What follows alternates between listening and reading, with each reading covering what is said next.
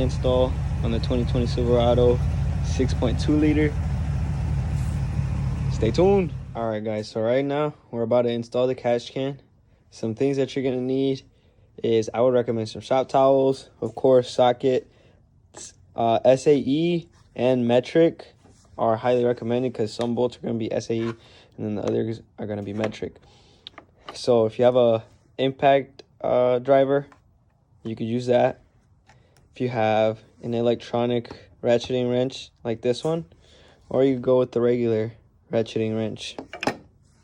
And you're also going to need a flathead screwdriver and of course your catch can and your lines. So to get started, you're gonna remove that battery hold bolt back there. I believe that is a 1/2-inch bolt. So let's get to it. All right, so let's get started. Right now we got the 1/2-inch socket with a converter, 3/8 to 1/4 converter. And we're just gonna loosen it up. Oops, the battery's dead. All right, so we got the wrench ready. I got the 1/2-inch socket with a 3/8 to 1/4-inch converter. And right now we're gonna go right here. We're gonna loosen this bolt back here.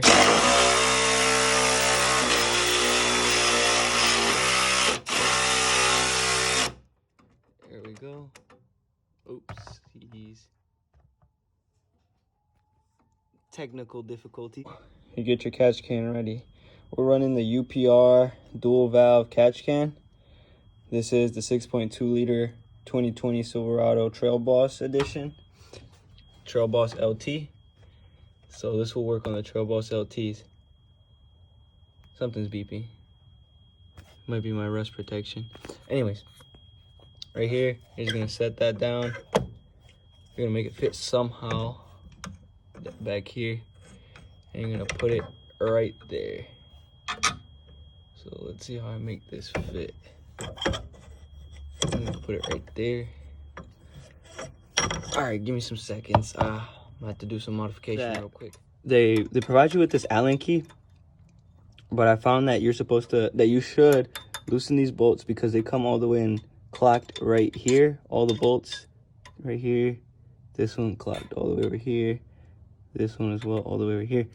And you should twist it so it could be hitting just barely, making it through here and over here. And then all you gotta do is come in here and just tighten them up, you know, one at a time. And to be honest with you guys, this is actually harder than I thought. So what I ended up doing was I removed the actual can part and I installed it like this, and then I'll come back right now and I'm gonna install it. Right now I just kind of semi-tightened up the bolt. I'm gonna loosen it up just a little teeny bit because I want it not to hit this right there. I want it just like that. And so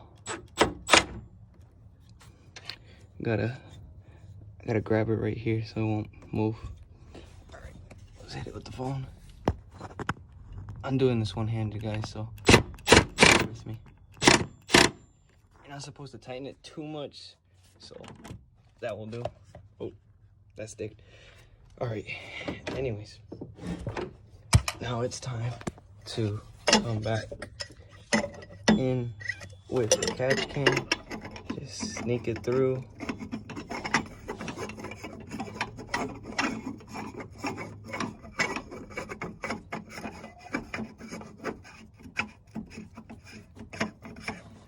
Finally.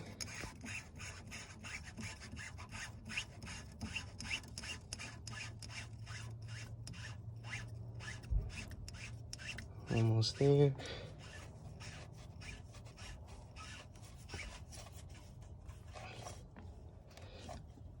Give it a nice tight squeeze, and we're good. So now that the catch can is installed, we can remove the filter. the air filter box off the throttle body, and we can start plumbing this catch can. Our next step would be loosen this bolt up right here, which I did. As soon as it's loosened up, you could pull it up because it'll be pushed up against here. You could pull it off just like that. You're all good. Your next bolt would be that bolt right here. As you can see. Second, we get closer. All right, so we're just gonna loosen this one up to get to the box.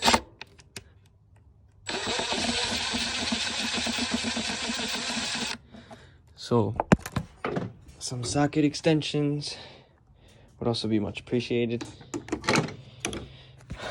Alrighty, so now that you're loose here, all you gotta do is pull just a little teeny bit from right here. Get that loose, and then you're good. From here to just pull up, I believe. Yeah. But first, this PVC line, you gotta disconnect it. So just stick your hand right in here. There's a little push pin that you just gotta push.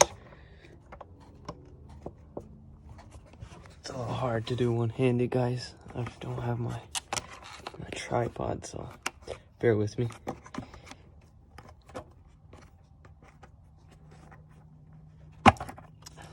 Here we go. Take that one off. As soon as that goes off, try to clear this side real quick.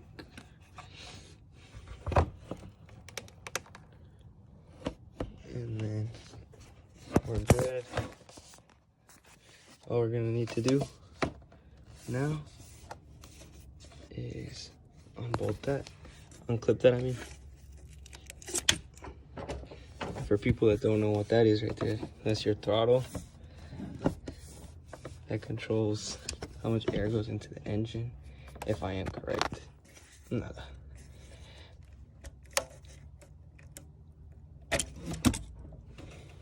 Disconnect that one. And that one's connected over here. This airbox won't stay. Give me a second, guys. Or just follow me. Alright, give me 1 second. Here we go. So now, there's one clip right here. We're gonna push that in and pull up. And this one should come off. And those are your main PVC lines that you must remove. Oh, that's cool. That one looks like one. Don't remove that one though. I don't know what that is. So you got one right there. One connection there. And you got one connection back there.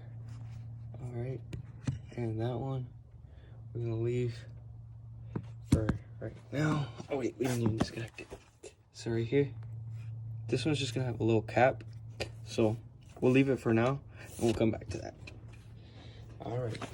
So your next step would be to remove the oil filler cap, and we're gonna attach our rebreather piece.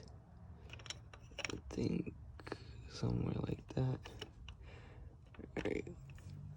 Hands are a little slippery, so might have to get some pliers.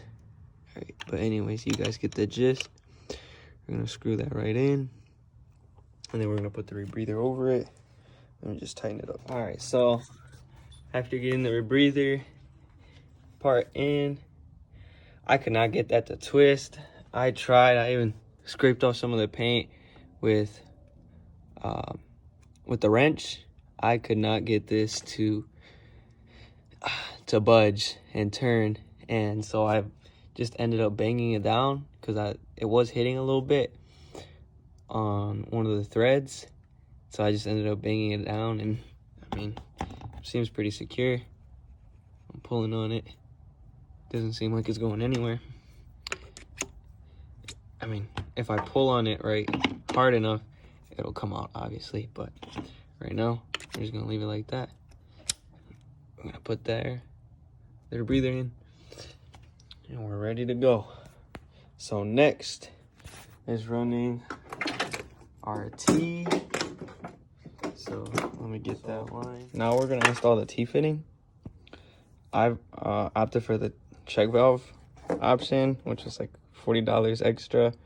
I say it'd be good because later on the road, I'm gonna do some more performance stuff to this engine, because it's the 6.2 liters. My truck, I want to cam it, pro charger, you know, do everything. And I'd recommend that you guys get the check valves. That way, you know, if you get them all later on the line, you don't have to cut the lines and do them yourself. You know, if you get the option, they'll do it for you. But make sure if you do get the check valves always face away from the catch can. So this is going to be where the catch can gets connected. And over here to the rebreather over here. All right, so let me show you guys how it goes. So this side with the check valve, I'm gonna put it all the way back here. Give me a second. At the valve all the way in the back. You'll also notice, because this valve is a little bit bigger and the line is also substantially much larger than all the other lines. Anyways, you're just gonna go ahead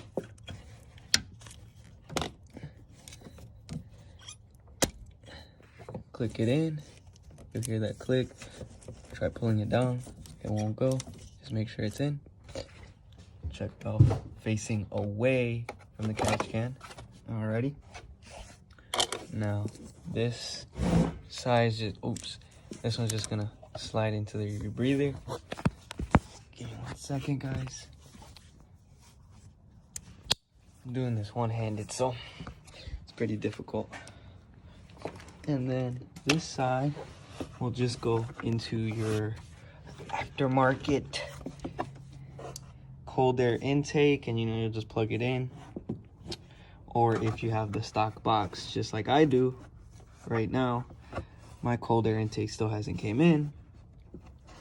You're just gonna have to put it back here, right here, just slide it in. Comes with a little piece that you use to tighten it up, and I'll get that out in a second. But that's your T-fitting. That's how to plumb the T-fitting. Now, let's go to our next line. So like I said, this is the fitting that you use to tighten up this line. Since it doesn't have, you know, one of those OEM connectors, use this. This is the cold air intake kit. So this is supposed to go into a cold air intake. That's why you got access line right there. And this is supposed to help you tighten it up. But my cold air intake still hasn't got, you know, arrived. So you're just gonna unplug it real quick. You're just gonna slip that in there. And you're gonna come back down here. You're gonna twist that up real quick. You put that in. And then with the screwdriver or socket, you just come in here and you tighten away. Let me get my screwdriver. You come in with a flathead screwdriver and you'll tighten it up. And I can't find my screwdriver. Well, we'll tighten that up. All right, guys. So now we're gonna install this line, the last line with the check valve. So remember, the check valve always faces away from the catch can. So now we're just gonna slip this one in, clicked in. Bring down the air box. This line is gonna go all the way over here. Like I said, check valve faces away from the catch can. I'm gonna route that right underneath here. And this is gonna go to the front side of the catch can. So right there, the bottom, the front, the top, and the back. So now to the last line. This one does not have a check valve, as you guys can see. All you gotta do is put this one right here, connect it. Oopsies. There we go. This one's gonna go all the way back here on this plug. That's gonna, there we go. That was a little hard. And bada bing, bada boom. That's corny, I know, but your plumbing to the catch can is done. That's your T-fitting, which goes into the air box as well, into the back side of the catch can. Make sure the check valves always face away from the catch can. Alrighty. Now, last step is right here. You disconnect this line, which I'm pretty sure has it all the way down here, which makes it a little difficult to get to. Oopsies. Let's see how we can get to this. All right, there you go. Oh, that flew out of my hands. So this line's the last line. What we're gonna do with that one, just a simple little cap that you peel out the risers with. Small little cap. What we're gonna do is we're gonna come over here. You see, this is a larger one, and we're just gonna put this cap down here. And that's it. Now all that's left to do is put this back over here and tighten it back over there as well. You know, line that up, tighten it up, and then we're good to go.